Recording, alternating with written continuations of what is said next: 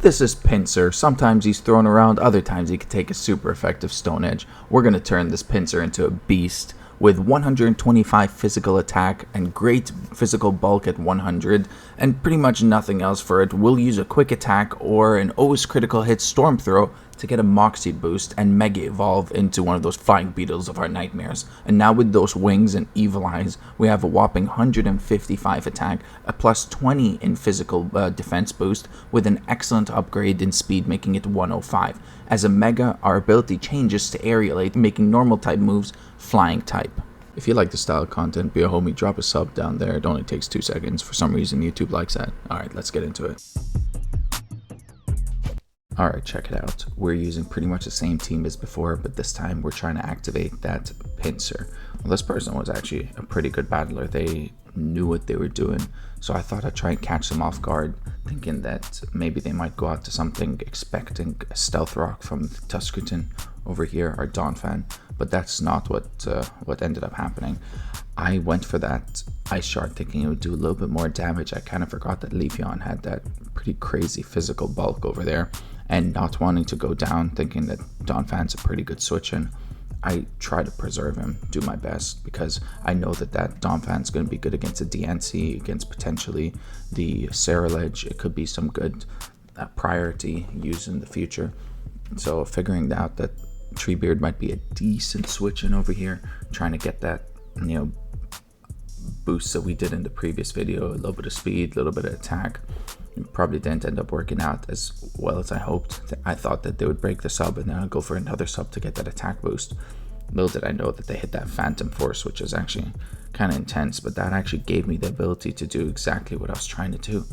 Now they're just going to keep spamming that Phantom Force, so I'm in a position where I can't really do anything. I have to wait for them to break my sub for me to be able to actually hit them again.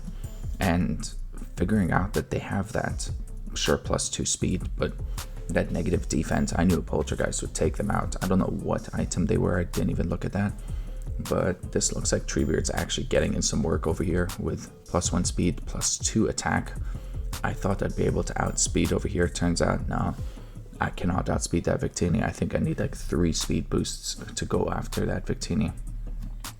Now over here, I like using this this Iron Moth because it actually has some pretty good special bulk. It doesn't really work on the physical side, but figuring out that if I give it an Assault Vest, it could take some decent hits here and there. And Victini can't really do much because I knew that it had to be some sort of Scarf in there, and that confirmed that it was Scarf because they switched out instead of hitting a Psychic move on us. And that Mega Diancie turned out to be a lot faster than I ever expected it to be. It's kind of intense going against Mega Diancie because you cannot use any sort of hazards. It will Magic Bounce it right back, especially when it Megas, so all I needed to do was just whittle it down bit by bit. But the problem is with the Diamond Storm that they're using is they have a chance of getting a physical attack buff. And here I am just trying to E-speed it, doing 8% pretty much every time. And they just have a chance to, get that buff that they're looking for. And my best case scenario here is just to keep whittling it down until I get into something else to just, do some crazy damage. But I didn't really have a plan at this point. I thought that I would just keep hitting it and see what would happen. It doesn't have any recovery, so this turned out to be one of the best case scenarios because it did not end up getting a defense boost. And I forgot how fast this DNC is, and for some reason they went Diamond Storm against my fighting type, and that Surf just takes it out. The crit was not needed. It would have taken it out anyways with that Life Orb hit. So it was actually it was a pretty good play on my part, a really crappy play on their part. Knowing I'm faster than a non-Scarf Gardevoir, I went for that Surf to just do as much damage as I can. And here I go with not much left, but a Donphan and a Pinsir.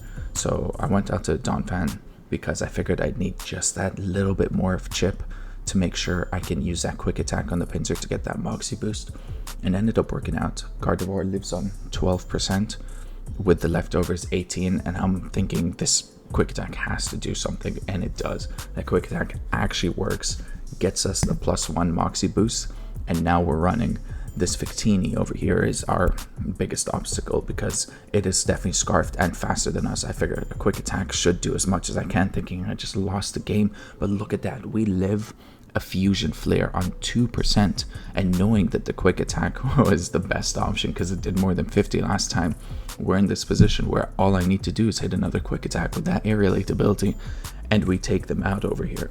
This is why Pinsir is such an incredible like sweeper at the end of the game. And if you reach this part of the video, thank you. I really do appreciate you watching this. Let's get into the next one, and how about drop a like down there and let's see what happens. Alright, this is the next video, and yeah, this was actually a pretty bulky team. A lot of OU Pokemon in here. Every time I see a Beedrill, you just know they are going to Mega Evolve that Beedrill, and it is so difficult. They ended up using a Taunt, and this time I have my own Magic Bounce because it's just such a good ability to use. And thinking that I could try and activate this Espeon, I try and go for the Hyper Voice, same strat as the Chatot to like gain that special, that +1 special from a Hyper Voice or Psychic Noise. But I forgot how fast Beedrill is. One U-turn is just gonna annihilate me instantly. Kind of sucks that way, but yeah, that's the way it goes. And thinking that I knew that a fighting type move would be the best thing against a Weavile, but they ended up bringing that Landorus in, and honestly that did so much damage. So I figured let's just go for Surf. They don't really have any switch-ins for me that are really that good other than the Primarina, and I expected the Primarina coming in there. And 2 Surfs taking out the Mandibuzz is fantastic, especially with this Life Orb. Our Keldeo does damage, and knowing that it's actually a really good win con, I preserve that.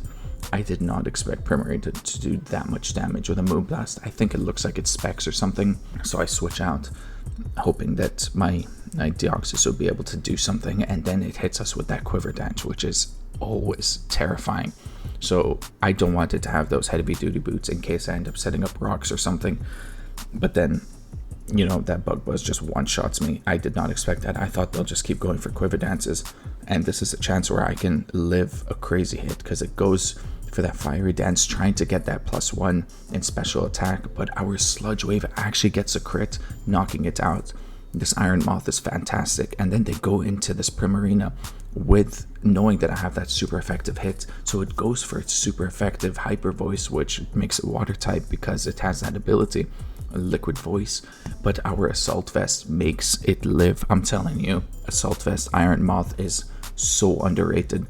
Knowing that it, you know, might have lived a U-turn, I just stayed in over there just in case, but then they ended up going for knockoff, so I knew that they were trying to, you know, they're trying to play around with that Landorus. I get that -1 return hit. They have a Rocky Helmet. It's not stab, so I figured, all right, let's just see what we could do over here. They end up U-turning out because I imagine they want to keep recycling that Intimidate so it doesn't do that much damage. But actually with a +1 over here, I thought I could do something. Turns out the Weavile is going to be faster any way, shape, or form, and that Ice Shard takes me out. So Keldeo back in here, and they end up hitting that triple axle, so it shows me that they're not banded, which I thought they were, most likely some sort of heavy boots.